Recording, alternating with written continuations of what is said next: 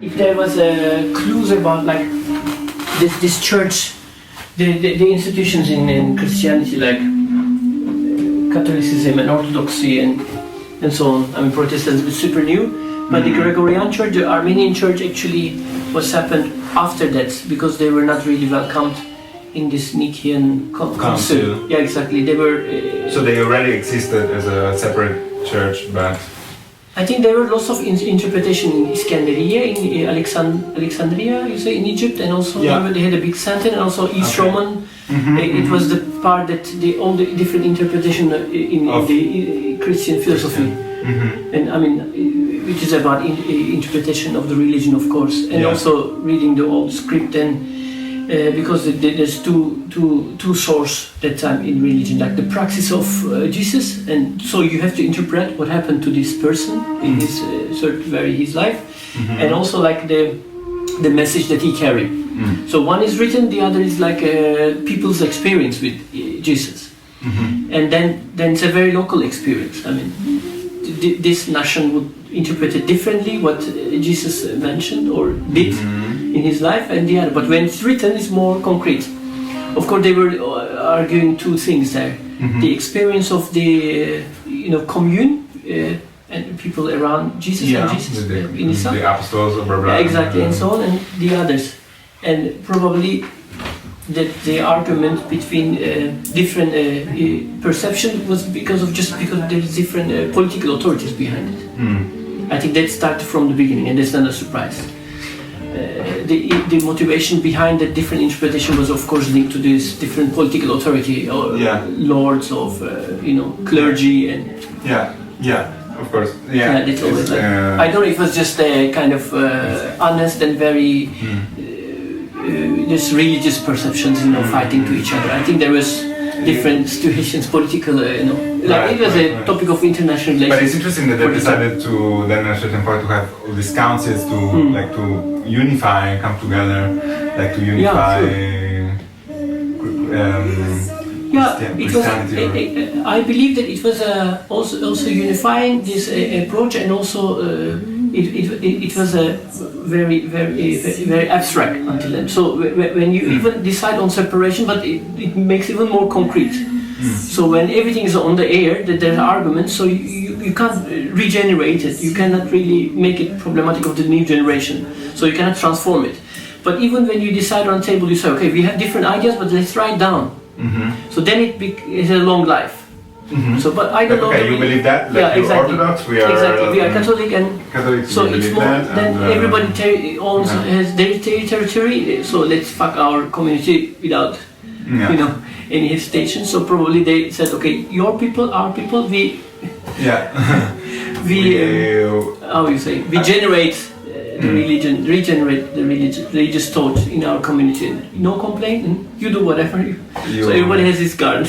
And there are more borders, that you create borders, and so there is like mutual recognition. I recognize your point of view, you recognize mine, but there is this border that so can also make things maybe more peaceful somehow. Because probably there were so much, like you mentioned, probably there were many interpretation lies in the middle of this two approach or three or four approach.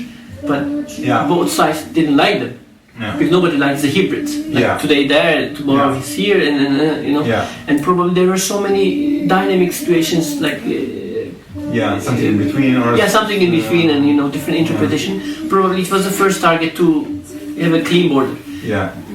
Because people make the border clean before they build the capitals.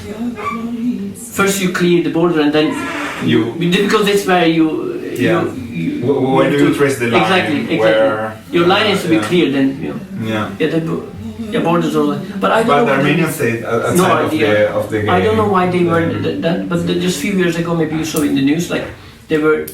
So this holy, how it's this church called in Jerusalem? I didn't visit it, but I forget the name. It's a Christian church. Yeah, exactly. Why is the church? The main church in Jerusalem, so I forgot the name. So where the Jesus probably crucified nearby, and then he flew the sky from that point or whatever. So there are 4 chambers there, so different sects represent. So one of them has to be shared by Armenians because they are accepted, but once few times, special times of the year. Okay. So the Armenian representation also comes there. Okay. And because there are so many Armenians living in Jerusalem. Yeah. But in this holy, biggest big church, the most important one, I forgot the name. So they don't have a stable situation chamber there because if you are in a small place, you can. It's so crazy. Yeah, exactly. The Catholicism is here, Russian Orthodox, and Greek Orthodox. So probably they share with these with the Greeks or some Greek Orthodox church somehow that part. But I always get this feeling that Armenians are somehow separate from a bit lonely, a bit a lonely culture, and somehow I think I hear it in this duduk solos, this melancholy of being left alone throughout his history, and when I was listening to Jivan Gasparian, some of these recordings in which he plays these melancholic solos on top of these drone backgrounds. Just in my imagination, in my mind, this never-changing background notes that stay the same, that represent somehow like a base, a ground, like the land, basically. Something that supports you, supports the culture, just like the ground on which you stand. And I was somehow more interested in the background drones than in his playing. Of course, his playing is absolutely extremely expressive, and it really communicates a lot of feeling and mental states, and it's a very intimate sound, I think. But yeah, I was interested in this.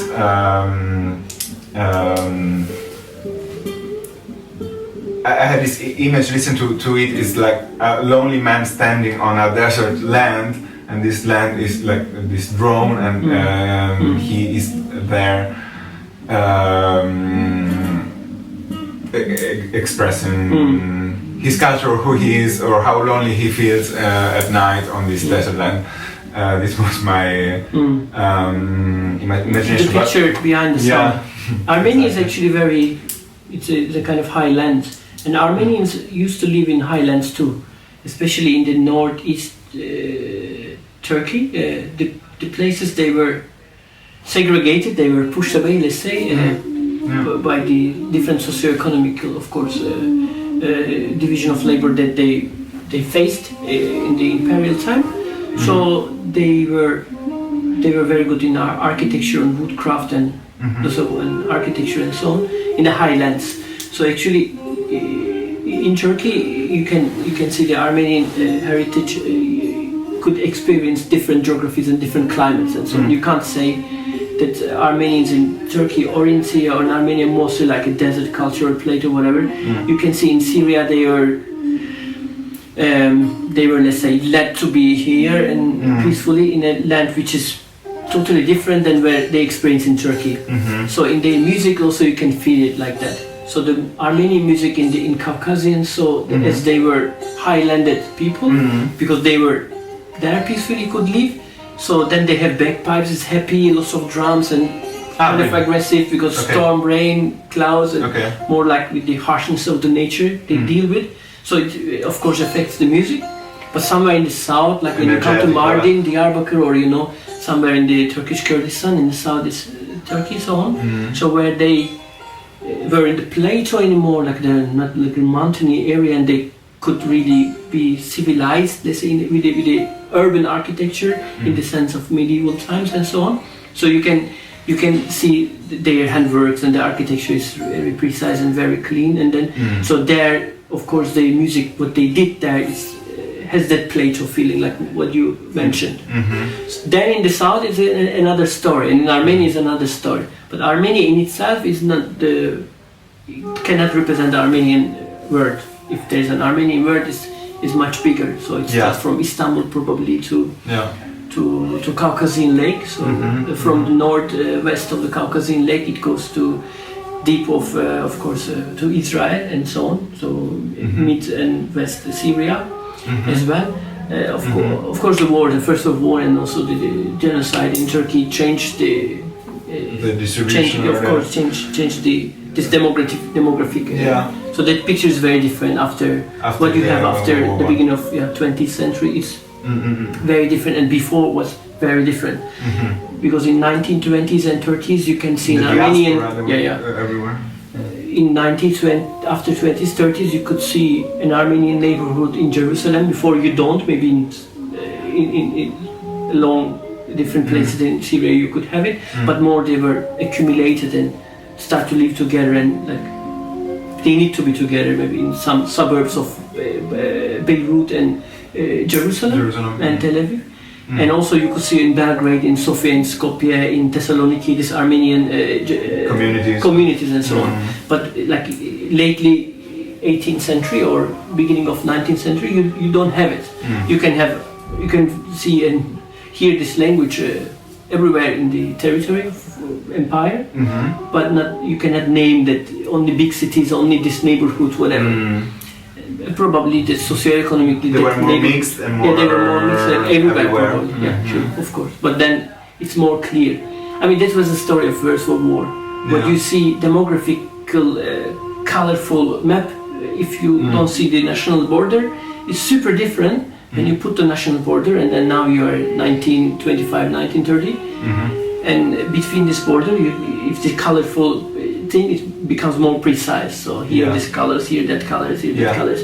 And this exchange policies, of course, remember maybe after the First World War, of course, Turkey and Greece decided to make an exchange, which was about you told me, if we make a border in the middle of Turkey and Greece, and we name it Turkey, we name it Greece, but 30% communities have to move there, exactly. And some other... Exactly, so you have 30-35% of your community is Greek or Orthodox Turkish, who goes Orthodox, who believe in Orthodoxy, who are Christian, but speak Turkish, and the other way you have Muslim Greeks. So what happened, these hybrid communities.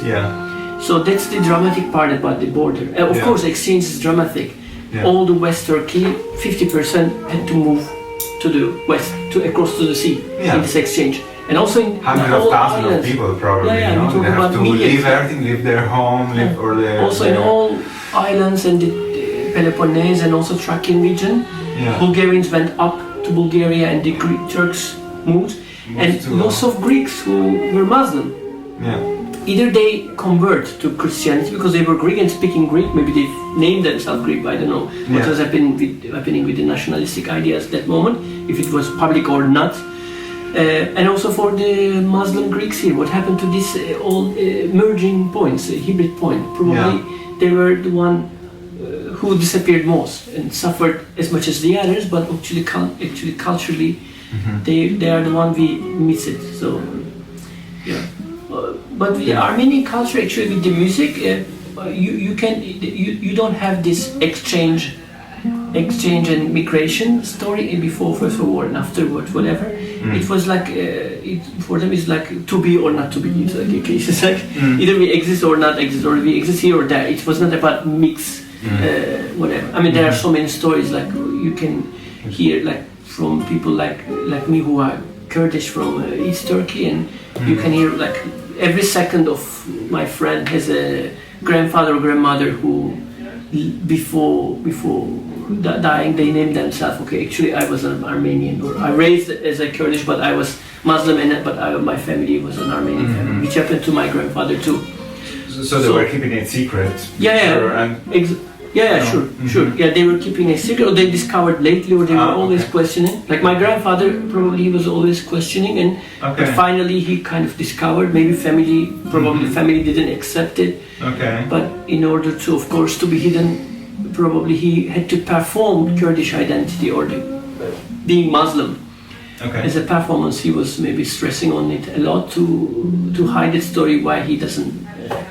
Have a family tree behind him, why his surname is different, why his name is different, and so on. So probably it was more like this for the Armenians. It was not about like a peaceful exchange between two nation states. It was like to live here, or to be hidden, or to convert, to be hidden up to the mountains, like in Karabakh, like in the case between Armenia and Azerbaijan. Actually, we talk about an Armenian community. There are probably 80-85% people living on the highlands, and nobody asked why these people were living in highlands for last 1 century anyway, because of to be hidden, to be protected. So there's a protected place. I mean, so the Armenian case was not about like between two nation states in a like democratic, a cool, stable level, like Greeks and Turks. Okay, let's exchange. You have your clean nation state, and I have my. It's more like a strong power that Turkey. And no like one was behind them. Like a weak community that needed to survive somehow, to keep their identity or their tradition. Yeah, maybe it was just a. But what about Azerbaijan? I mean, they're like cousins of Turkey, you know. I mean, a few days ago in Moabit, where I live, I saw like a demonstration on the street of mostly Turk people, probably also some Azeri. And with a lot of police, like 20 police cars or more, and they were like having Azerbaijan flags out of the cars, and you know they were cheering maybe noise. the last events, right? And they were celebrating the victory of Azerbaijan, and they conquered actually some land in Nagorno-Karabakh, and. But I don't know.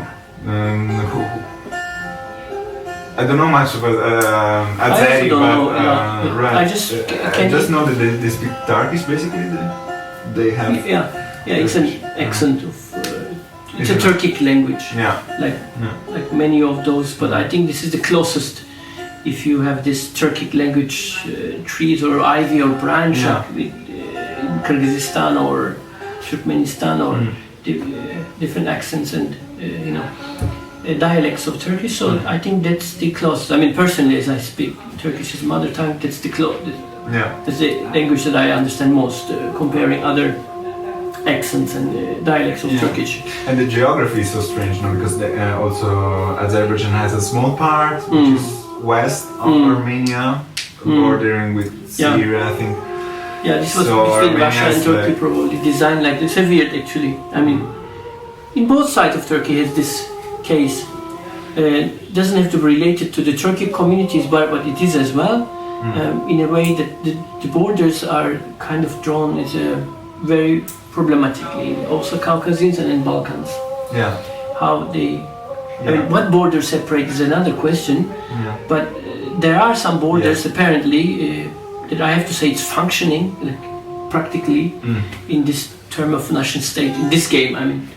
But there are borders which is not functioning even in the rules of the game today's world. So that's a bit weird. And Caucasian borders kind of that's funny thing with this Nakhchivan thing. Like Turkey, and then you have Nakhchivan, then you have Armenia, then there's an occupation land, let's say, and then you have Azerbaijan. Exactly. So I don't know what would be the clear border for between Armenians and Iranians and Kurds and Turks. Probably not this one, but it's very hard to name. It's really confusing. It's very confusing. And for instance, in Nagorno-Karabakh, I think there are both Azeri and Armenian communities, and they live really next to each other in a micro scale, a bit like in West Bank in Palestine. When you pass the border from Armenia to Turkey, of course, these people call themselves Azeri. They call them Azeri Turks, like in Kars, like Iğdır, Ardahan, like those cities are the Azeri. They dialect is same like Azerbaijan Turks. But I mean, if you see the architecture around that land, you have the oldest church of Armenia, like very important places and locations for Armenian history and mythology. It was an Armenian land. No matter who was ruling this land in previous centuries, but you can see from the culture, from the food, from the music, it was exactly. Also from it's a mixed, a shared land in a way. Yeah. Turks talks Armenian dialect, but the Kurds plays Armenian music. There the Turks cooks like Azeri, or the architecture belongs to Armenian. So it's a mixed land. I mean, you can't really horizontally or vertically. It's hard to draw a border. Exactly. But only with the division of labor, which somehow happened organically through history, you can really talk about belongingness. But it's never about a territory. Then it's about maybe some notions of some notions of the cultural life. So, for instance, there are some cities like which is very inspiring, like Mardin, for instance. So, if you just turn around the city with the high walls and you just ask everyone, "Who are you?" You do today or 100 years ago, 300 years ago, you would hear 5-6 different ethnic, origin, people. Ethnicities. Yeah. People assume that they belong to this ethnic group or religion and But after the third, fourth question, you see how the second or third prepositions about this identity actually mixing and melting. Not about that their ancestor had sex together. It's not about the mixed blood. It's about one single person in a certain time and space expressing himself or herself. When you go deep in the topic of identity, it becomes very performative actually. What I want to say, like, when just walking one street, you can understand that all the doors and the locks of the doors is made by an Armenian handcraft, because this is what they do best. And the stonework is very precise, very interesting. All this curving on the stones in Mardin, for instance, could be Arab master and so. Arab masters. Yeah, and then the infrastructure in this old village, all the streets that could be done, or the basic architecture infrastructure, the roads, and then church, of course, that could be done with the Assyrian community, of course. And the food, of course, mixed. Traders could be Kurdish people and Kurdish nomads, and the traders would bring all the goods, and because they know that language from here, so there are more accessing groups like Middle Point there. So they're not really settled. You cannot see them through the architecture, and so it's a kind of natural division of labor. Like you do this good and I do that good, and we really respect each other. And in the cross, it's not a crossfire point, but in a hybrid position that maybe not my cousin, but just because if I do that job, not your cousin, but we both know each other language. It happens. Yeah.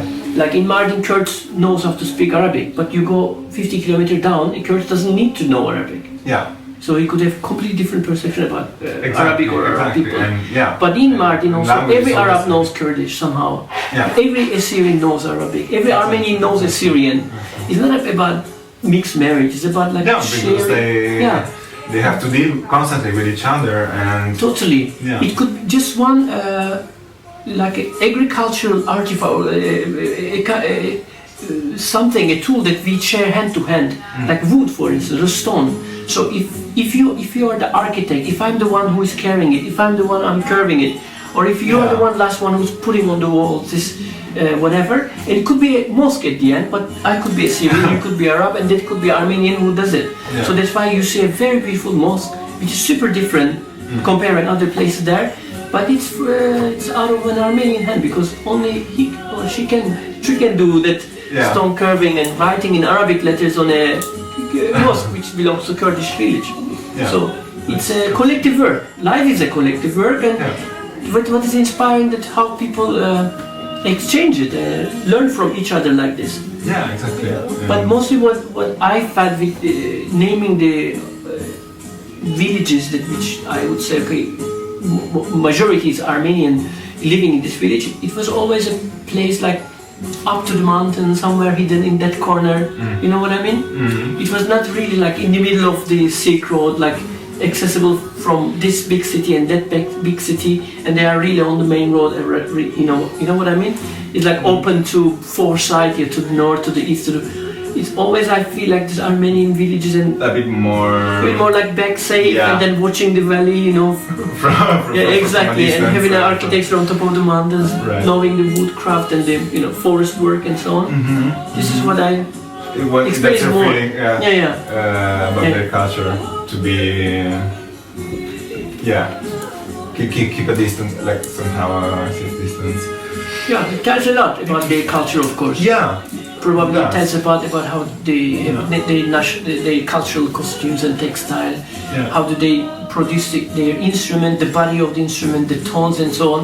I mean, if you have to live in a highland, so it means you have big distance and big altitude, so you can't have a very delicate instrument to communicate or to whatever. So then you have bagpipes. They do have bagpipes. Sure.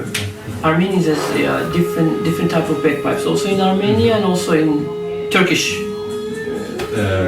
border, where they used to live in northeast and so on.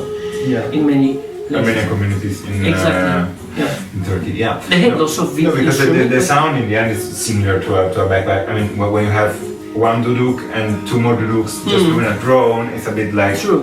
if you play just a bagpipe and you have Yeah, the drone pipes. in the east, most of the bagpipes doesn't have these multiple drones. I mean, until Bulgaria, probably from India to Bulgaria, let's say from Asia to East Europe, it's mostly single drone. But after maybe France, I don't know how it's in Italy and Sicily, because you have also interesting bagpipes there. But very delicate one. Last week I saw a Sicilian bagpipe. It was a very small body, which was like also like Turkish and the Armenian one bagpipe, which had only one drone, then of course clap and so on. But in England and in West France, in Normandy, they have this second, third, fourth sound. But I think that's a kind of innovation. Was it during World War I that this exchange between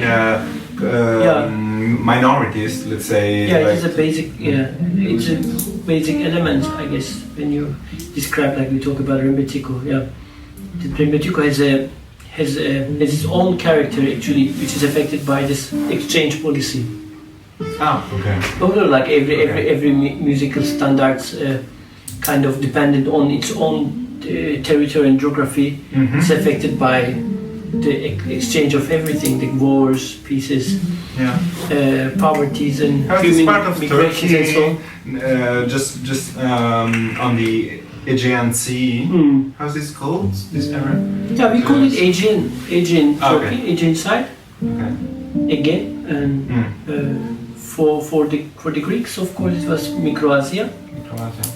So that was the term that small Asia or Anatolia, West Anatolia, how they name it and so on. And Smyrna, no? yeah, that's the main city. It's the main city. Yeah. Now in Turkish called Izmir. It was Smyrna. Izmir. Yeah. Yeah. In lots of songs in Hermetic, of course, you can hear that name also. There were big cities like Kayaköy as well, near the Fethiye region and so on. And I think that's also like an interesting curiosity. What were the first so-called philosophers were from, like Heraclitus, Parmenides? Many of them, no? Yeah. Yeah, the ancient like before Greek, Socrates, the pre-Socratic philosophers, Exactly. which Ancient is still philosophers. debated if they were really philosophers or not, but they come from that area, I think. Mostly, I think. If I'm correct. If you really want to locate the Greek mythology or the ancient philosophy, of course, that's the homeland for lots of civilizations were there. It's hard to name it Greek or this or that way, but I mean, these were Micro-Asian communities and cultures like Lycian, Phoenicians, and so on. Wait, I want to Google Heraclitus. Was an ancient Greek where? a native city of Ephesus, part of the Persian. Yeah, which is like an hour and a half from Smyrna center, so it's in the south. It's here. Yeah, that's the library of very famous structure. It still stands there, and one of the most impressive. Yeah, it's a library. It's super impressive. It is a port city actually, but now it's in a port because the river just next to this city, of course, was bringing the alluvions, and that's why the coast, the shore went far and far and far. So probably it's like 15 kilometers, 10 kilometers almost from the time that they built the city. Yeah. So now it's not really a port city, but it was a.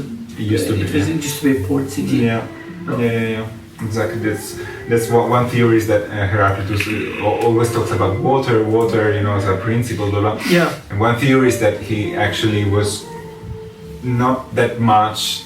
It was not real philosophy. It was more like a political party of the city that was whose main interest was to develop the maritime commercial ways or the maritime development of the city, and he belonged to that political party. So I think there was a study some years ago that was reading his texts in that direction rather than metaphysics or abstract philosophy. Yeah, of course. So they had high standards comparing where, I don't know, because I'm an archaeologist or expert for early civilizations, but what I hear from people, or when you walk in Ephesus, if you have a chance to walk there in the street of Ephesus, you will feel that there is a big thought and information and the richness about the infrastructure of the city. You can see that how the water circulation in the city, how it's provided to the temples or the library or whorehouse, whatever, and so on. So how it's designed there, it's super interesting. Probably it was one of the best or unique representation of that civilization's infrastructure, knowledge and experience that actually existed there. So that makes the city super interesting. But of course, like the infrastructure about accumulating the water and using the water and having this urban life and the early urban standards in a place, of course, it goes with the same horse head with the philosophical knowledge. So it's not one is super rich, one is beyond it. So trade, philosophy, knowledge about the interpreting the sky, what's happening in the sky and so on. So it's always and like exchanges. Yeah, of course, Yeah, like you said, they were not named probably as a philosopher. They were just wise guys who knew basic architecture and musical standard, and they could compose music. And also, So that's the richness was probably spread to all these disciplines: architecture, infrastructure, philosophy. It's all and as much as the mythology is rich. So. In this kind of meeting points, you tell stories. So when the stories gets the stories are multiplied. The stories gets very heterogeneous. Stories gets deeper. I mean, all the relations and the relatives and the stories. Exactly. It's because of this exchange. And then if it will be one close community, it's talking to itself in its own echo room and having this monopoly of the speech spread to only in this certain community, probably the stories would die or disappear, or they would be boring. So what makes that mythology super interesting, because all these ports and the exchange and the trade and so on behind it, because different people hears and different people retouch and regenerate these stories, so that makes it more interestingly complicated and serving for all our prejudices and the subconsciousness. Because why it's super interesting for us, like to read mythology, it explains us like how our mindset is constructed from that time to now. It tells a lot, like what do we want to hear, what do we want to hide, what do we want to keep important, what really attracts us, and so on. What we are scared of. Ontological, exactly. So it tells a lot about us actually. There's not a certain story about Zeus or Gaia or Kronos or whatever, or Ronos and so on. We know it's a human-made story, but why this way is made what is it hidden, It's not like only talking about what's on the table, but what's really not put on the table. And what's the reason behind it. And that tells a lot about the ontologically, it's like archaeology work about to find these archetypes of our prejudices and with a small light of being in the labyrinth of our subconsciousness. common subconsciousness, like in so it tells a lot. So it's hard to tell that was Greek or that was belongs to this whatever. I think it all belongs to all of us. Some archetypes are just human and true. Yeah, it's true for absolutely. It's I like your Jungian approach, and for instance, like the big what's the English name when it rains really a lot, like the flooding or the flooding, like the biblical flood, and it appears in many other cultures. I think even in this Gilgamesh saga from so it's either something very archetypical or maybe something really happened, like a big flooding, who knows. So it all tells about how the justice and crime and punishment and interpreted and all this morality and the ethical standards. So these are the stories that tells a lot about this. And the way that we charm the punishment and the crime, and the way that we ought to interpret the morality between God and us and the nature in this trilogy, let's say. The gods, like the power that we can't name it, we can't find it, hard to name it, but we name it this way, but we don't know the reason behind it.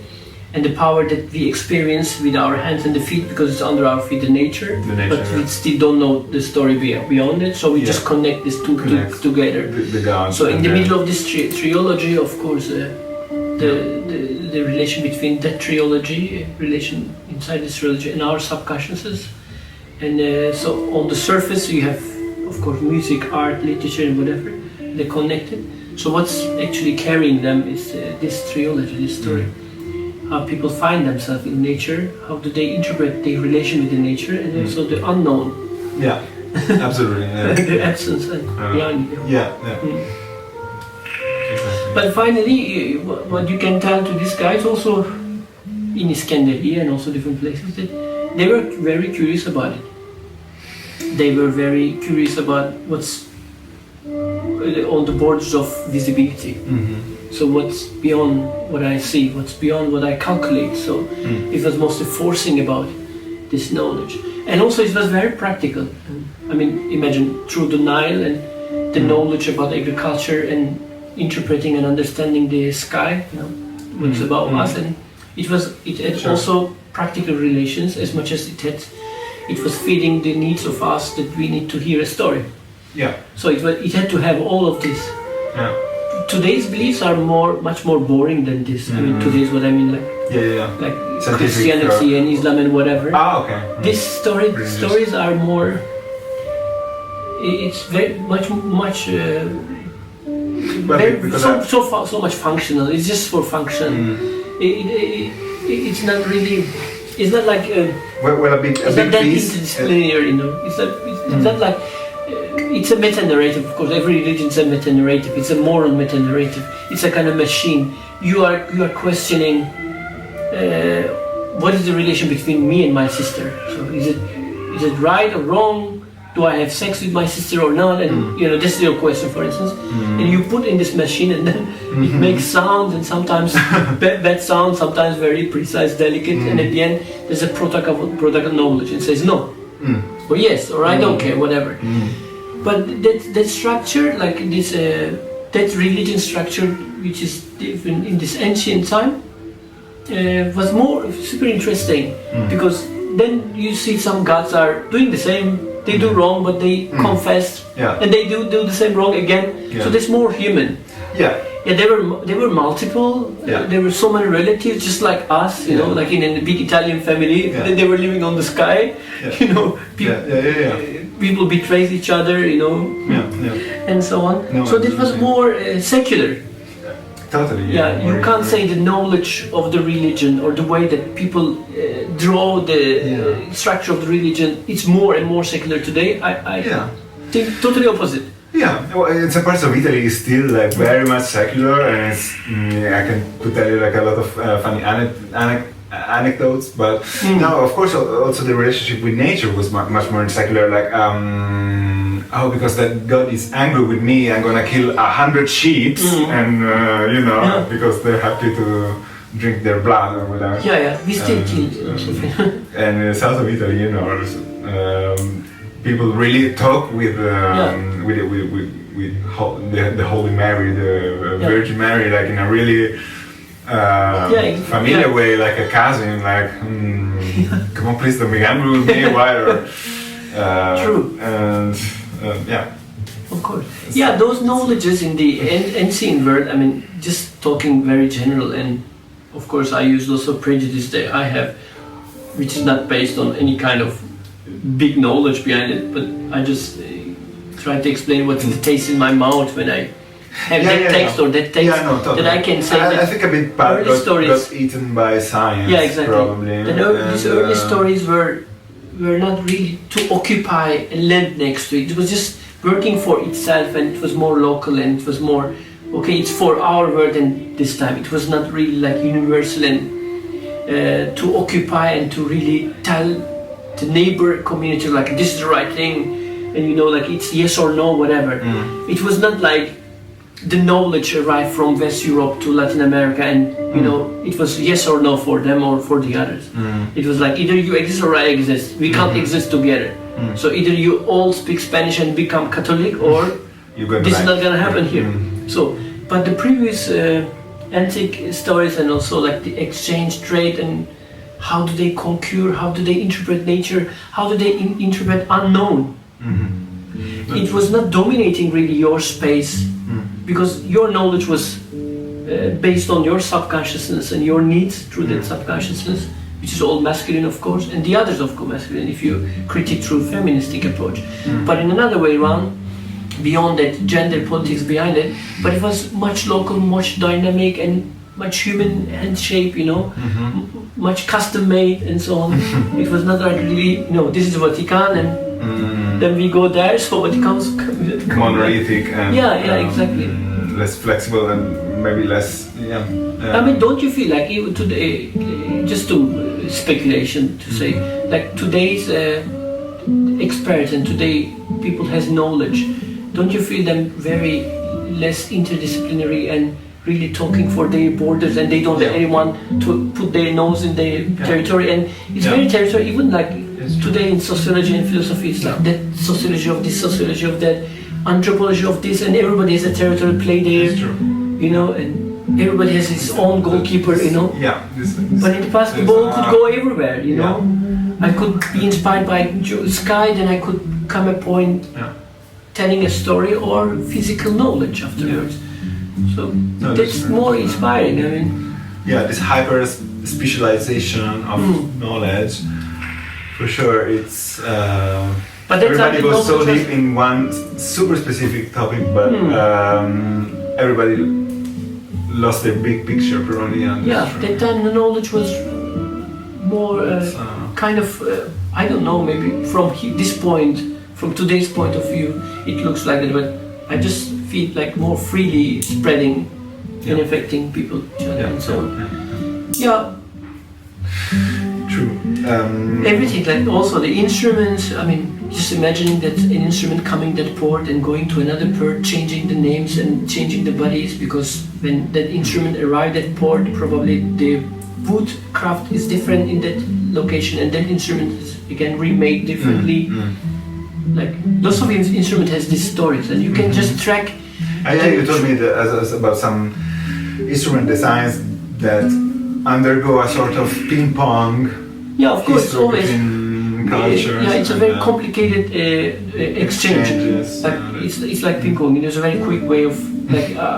It's always you give, I take, I interpret, I give you a result, and you take it, you digest, you don't digest, you give to someone else. It's hand to hand exchange. Lots of instruments like this, like from Indian sitar, especially like from Indian sitar to Western guitar. So tar means sound. So these sounds change with different bodies. Sounds. Okay. Tar in Persian means sounds, and also string. Okay. So the sitar becomes guitar, like in the like when you say the Orient and the Occitan, and in between that you see this sound is transferred and traveled, but with different bodies. Like a language shared spoken by different bodies, and the sound shared by different bodies of the instrument. And it has so much, of course, reasons for changing those bodies, or adding frets, or adding less or more frets, or changing the strings, and so on. It's lots of different reasons, of course, and because this instrument has to work for my speech, because I have something to tell when I'm playing it. So then the shape of instrument change because of my speech, from my knowledge, and where my knowledge comes from. And I just don't dominate on that instrument and on that tar, on that sound when I want to use that instrument through the effects of my speech. I also rely on this geography, so the woodcraft, handcraft, and type of wood and type of trees and the climate in a certain place that I occupy. That also changed the way I build an instrument again. So you can have a oud, for instance, from Turkey that changed to Middle East, and then with the Bedouins, and then nomads, and then Amazigh people come to Andalusia, and the very special instrument as oud becomes laoud, and then because this is the oud for the high Arab culture in Northeast Africa, and then comes to Andalus, so they like it and they interpret it, they rebuild it again. Of course, climate change. And then it becomes laoud, because it's the oud, the loud, and then so on. And then that comes back again to, let's say, Ottoman territory, to Greece, to Thessaloniki, to Istanbul, to Smyrna, and becomes laughter. But then there you have oud and laughter at the same time together. the grandchild and the daddy.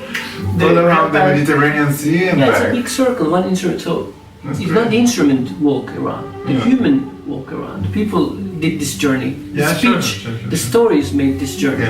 And actually, when I was listening to Gasparian, but some also other Armenian musician, but also Turkish musician, you somehow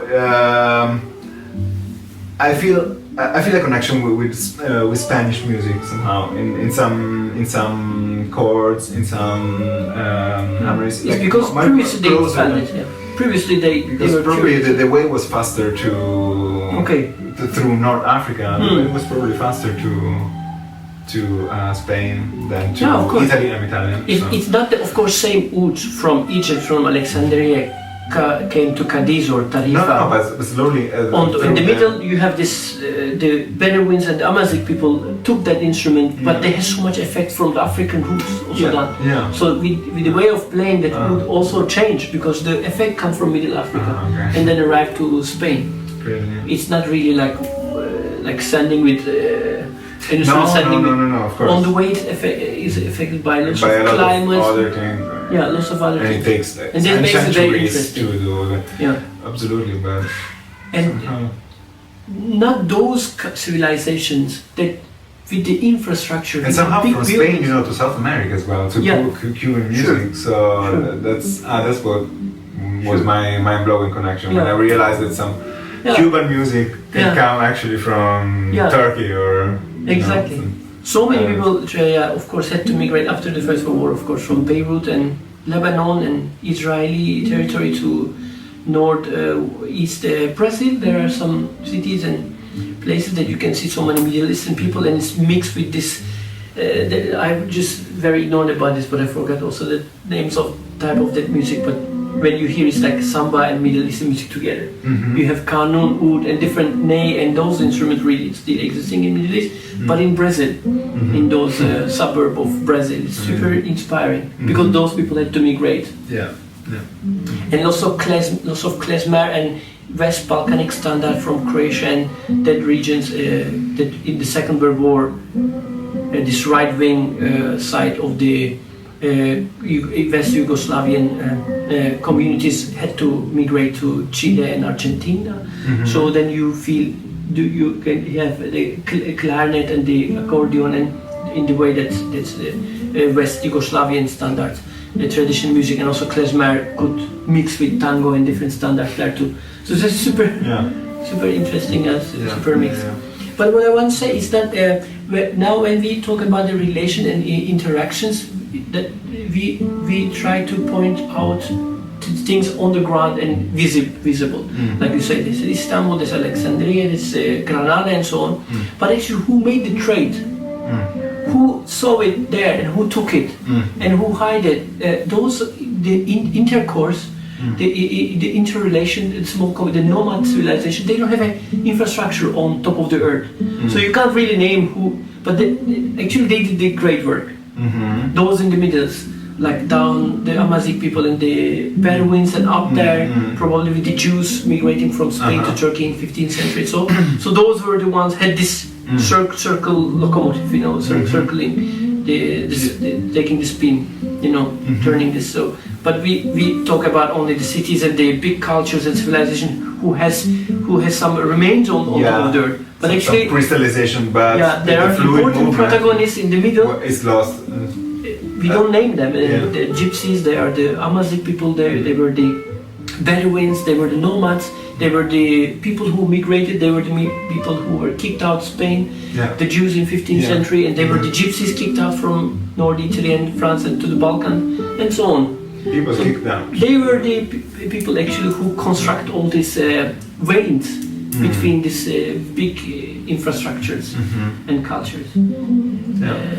They are the important characters, but I mean, maybe they are the subalterns of this big circle and communication. They are the one we don't name mostly, as we don't see what they left from them as remains on the earth level. Great. Yeah, very interesting. So somehow it's all these exchanges and contaminations and developments and this I would say evolution of instruments, music, and but culture in general, also language, but like always happens, or very often through also like suffering or painful events, being kicked out, being displaced, diasporas, and that's something to think about. That if we were just everybody happy at his home, we would have never have such a rich culture.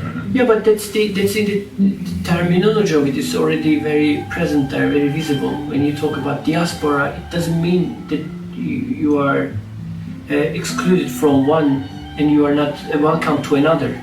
You are not the one lost on the travel. You keep both of the lands.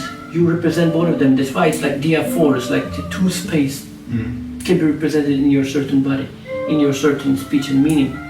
So it's third thing is another thing. So that's the other that we call in quotation the stranger, the other, the diasporic one, the one in the middle, the hybrid one. So it doesn't represent this and that. No, it represents completely third option. It's a third option. It's another option. It's not A and B. It's completely different. It's not in this alphabet. So it's like those animals in the forest that live only. You were talking about that. Yeah, exactly. Border places. Can only live the border that's between the most inspiring part in the nature is always the border parts, like not depth on the forest, where the forest ends and the plateau starts, where the forest starts. And then, but on the edge of the water, whatever. Those are the borders in the nature. With the biology, with the richness of the plantations and richness of the chemistry and biology, there is always the border places, of course, and so on. And so the diasporic subjectivity there is not the one is lost. It's not the one like nobody understands. No, it's the one understand both sides. It's the one who is the traveler but not lost in the travel. So it has its own message, but it's in different languages, not the language that we accepted as taking granted in for both sides. So it's richer. It's two forests, diaphorests. Diaphora. It's